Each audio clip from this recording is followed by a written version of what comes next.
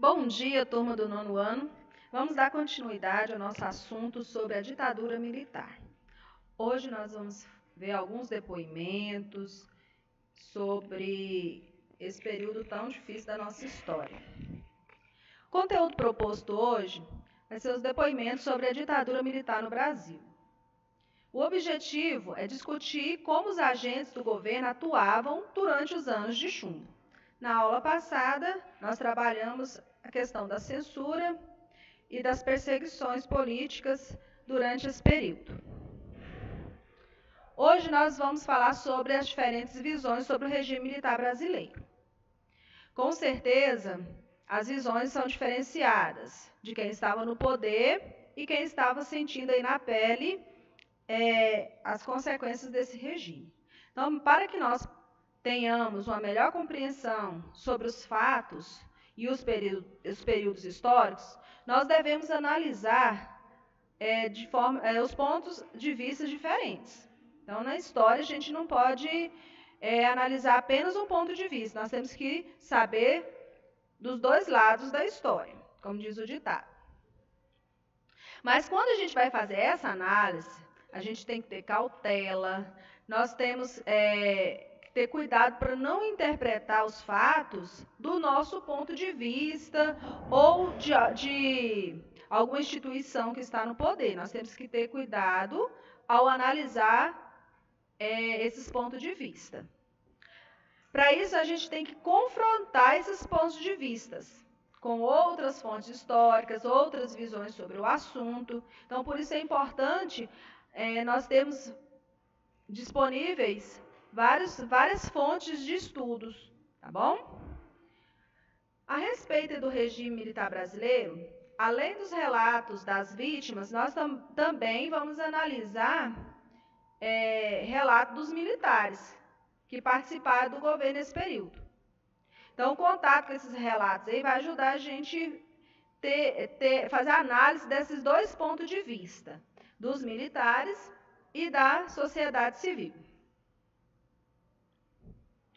Então, agora nós vamos ler o relato que foi concedido aí pelo general Otávio Pereira Costa, em 1992. Esse relato aí, ele trata dos principais motivos que, na visão dele, desse general, levaram ao golpe de 1964. Então, ele diz assim: basicamente, a revolução se fundamentava no anticomunismo exacerbado, que vinha de 1935.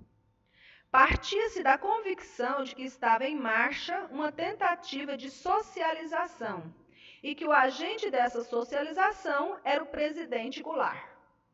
Considerava-se que as grandes ameaças estavam nas ligas camponesas, no projeto da República Sindicalista, atribuída a Goulart. E por isso, Goulart e Brizola eram os grandes inimigos a combater. Então, como nós trabalhamos nas aulas passadas, para os militares tinha um inimigo comum, visto que estava aí no período da Guerra Fria. Então, esse inimigo era, no caso, o comunismo. Então, havia esse anticomunismo, essa ideia de combater o comunismo.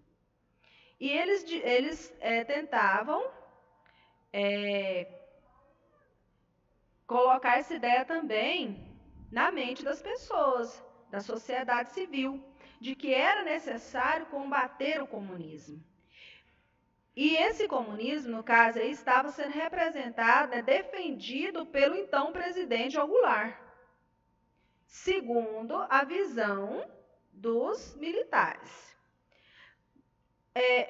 Qual foi a justificativa para isso? Foi porque João Goulart ele estava fazendo aquelas reformas de base e ele estava tentando, principalmente, aí, fazer aí a reforma agrária.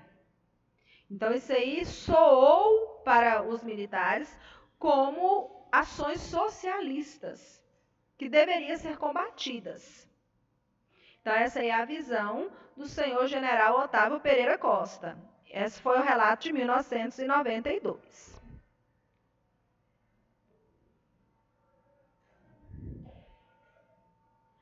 Já o relato a seguir é do general Carlos de Meira Matos, concedido em 1992.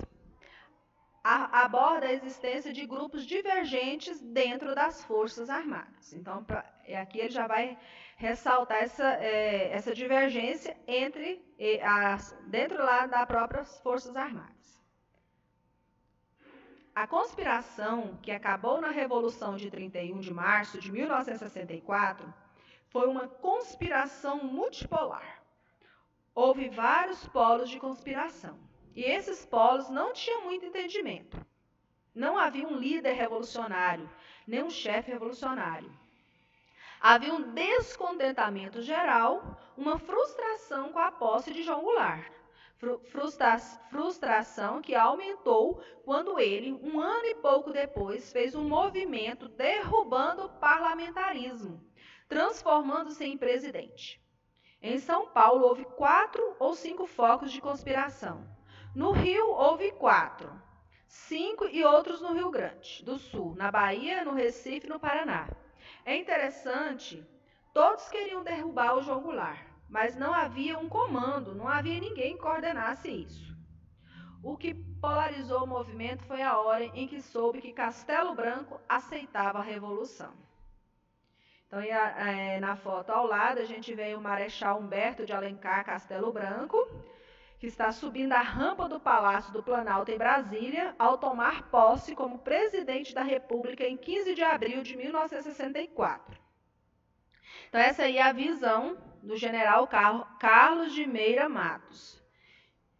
Então, aí a gente pode perceber que ele citou a questão desse descontentamento geral. Quando ele fala geral, ele está incluindo toda a população, não só os militares, com a posse de João Goulart, que a gente viu também que eles não aceitavam, né, que ele tomasse posse. Porém, com o apoio de algumas classes, aí, ele tomou posse, mas teve que aceitar o regime parlamentarista. Então, no Brasil, houve esse período aí com o regime parlamentarista. Porém, ele fez o plebiscito, onde a população votou para que o governo fosse presidencialista. Então, houve essa ideia aí de que a população em geral estava contra João Goulart. Nesse slide aqui, nós temos aí o relato do general Gustavo Moraes Rego Reis, também de 1992, que trata de sua visão sobre a chamada linha dura, grupo das Forças Armadas abertamente favorável ao endurecimento do regime militar. A origem da denominação linha dura eu não conheço. O caso é que seus próprios componentes, melhor dizendo, aqueles assim identificados e que disso se orgulham, caracterizavam-se pelo radicalismo, arbitrariedade, intransigência e pela adoção de meios e processos violentos de intimidação e coação. Sinceros, porém radicais, como bem caracterizou o presidente Geisel.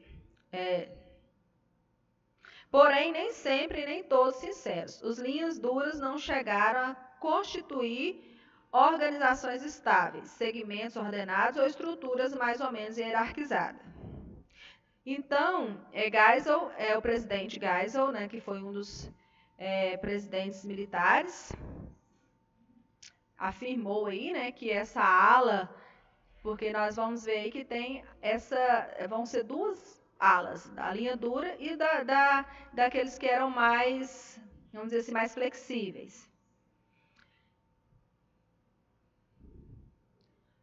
O depoimento do general Carlos Alberto da Fontoura, de 1993, por sua vez, nos ajuda a compreender como parte dos militares pensava a atuação das Forças Armadas no governo de um país. Então, segundo Carlos Alberto, nenhuma força armada do mundo pode dirigir um país, política e administrativamente, por mais de 5 anos. Nem a inglesa, nem a francesa, nem a americana, nem a alemã, ninguém, não pode. Aí a gente pode observar a Marcha da Família com Deus pela Liberdade, que foi uma manifestação em apoio à intervenção militar. Foi realizada na cidade de São Paulo em março de 1964. O apoio de uma parcela da sociedade civil foi fundamental para que os militares tomassem o poder. Então, nessa manifestação aí, nessa Marcha da Família com Deus pela Liberdade, mostra a parte da população, grande parte da população, apoiando os militares para que eles tomassem poder, visto que também a igreja apoiava essa ideia aí. Então, por isso que fala família com Deus. Então, o lema era Deus, família, né, e liberdade. Então, nós vimos aí depoimentos mostrando a ideologia dos militares. É claro que a gente vê que era tudo favorável a esse golpe. Mas e a visão dos que sofreram o golpe, que sofreram com o golpe? Sofreram torturas. Na página 180 do livro de vocês, tem aí um depoimento de pessoas que passaram por essas experiências, onde diz assim: sofri a seguinte tortura psicológica, eu era mantida em vigilância durante a noite para ouvir os sons dos presos comuns que eram torturados na madrugada, porque não podiam fazê-lo de dia, quando havia imprensa. Ameaçava de morte constante, ameaças de tortura constante, ofensas, chantagem. Então, esse aí é um relato do ex-militante da vanguarda armada revolucionária, Raul. O nome dele é Raul. Então, ele mostra aí o lado de quem sofreu com essas torturas. Com certeza, o modo dele pensar, né, a forma dele analisar esse momento é diferente da análise dos militares. Miriam Leitão, é aquela jornalista famosa, ela foi presa em dezembro de 1972. Ela era uma ex-militante do PCdoB e ela revelou em 2014 que as torturas que ela sofreu no quartel do Exército de Vila Velha, no Espírito Santo, em depoimento ao Observatório da Imprensa. Ela contou que tinha 19 anos e ela estava grávida de 1 mês quando ela foi capturada. Ela ficou presa em uma cela escura, completamente nua, com uma jiboia solta. Levava tapas, chutes e socos durante os interrogatórios. Ficou sem comer por dias e foi ameaçada de estupro por diversas vezes. Os soldados soltavam pastores alemães perto dela e gritavam a palavra terrorista, para que eles ficassem enraivecidos e ameaçassem atacar a jornalista. Então, aqui a gente vê como era a ação. A gente pode observar a ação dos policiais, né, nessa época aí da ditadura militar. Eu creio que vocês conhecem essa jornalista aí. Ela é muito famosa, Miriam Leitão. E aí ela relatou como que ela sofreu essas torturas, né? Ela estava grávida de 1 mês, ela tinha apenas 19 anos, então ela sofreu com violências, chutes, tapas, e aí mostra os horrores que as pessoas passavam durante esse período militar. Aqui também fala sobre a Aurora do Nascimento Furtado. Ela foi assassinada com 29 tiros aos 26 anos. Ela foi presa em 1972 e encaminhada à invernada de Olaria, que era uma delegacia civil no Rio de Janeiro. Ela foi torturada no pau de arara, levou choques, foi espancada, afogada e sofreu queimaduras. Então, esse pau de arara era um pau mesmo, assim, uma madeira, tipo um cabo de vassoura, e ali eles amarravam as mãos e os pés. A pessoa ficava toda curvada, né, por horas ali naquela posição pendurada. Ali sofria espancamentos, também colocava-se choques nas partes íntimas, queimavam, enfiavam agulhas debaixo das unhas, arrancavam as unhas. Então, eram N tipos de torturas. Ela também recebeu a coroa de Cristo, uma tira de aço colocada em volta da cabeça que vai sendo apertada aos poucos, para que o crânio seja esmagado e os olhos saltem para fora das órbitas. Ela morreu alvejada por 29 tiros e o seu corpo foi jogado na rua. Então, esse aí eu coloquei aí, o site de onde foi tirada essas notícias, né? Falando sobre histórias de mulheres vítimas da ditadura militar. Então, aí a gente, através desses relatos aí, nós podemos analisar um pouquinho o que foi esse período de torturas e perseguições. Então, não precisava estar realmente a pessoa demonstrando insatisfação com o governo. Se caso o governo, através da polícia, do COI, pensasse, chegasse à conclusão que aquela pessoa ali estava sendo subversiva, eles já levavam presa e torturavam, matavam. Então, até hoje, ainda tem muitas famílias que não sabem nem o paradeiro de entes queridos, justamente porque foram sequestrados, mortos, tidos como desaparecidos. Então, eles matavam, jogavam em valas comuns e aí nunca mais aparecia, né? Então, agora aí eu vou colocar para vocês vão analisar a letra da música de Geraldo Vandré. Essa música é Para Não Dizer Que Não Falei de Flores. Ela foi composta em 1968 e virou um hino em convocação à resistência. Lembrando que as músicas, além de revistas, né, tinha a lei lá da impressa que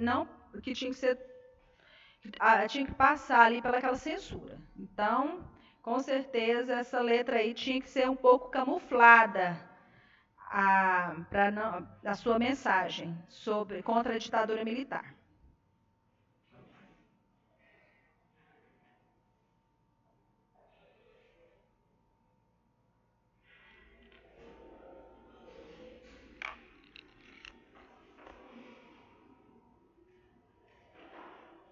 Todas as vezes que eu vou passar um vídeo, dá um ferretes.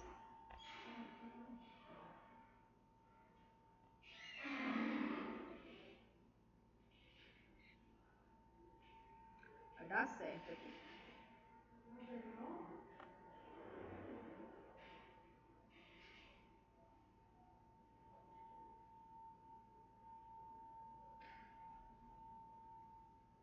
Agora vamos ver se passa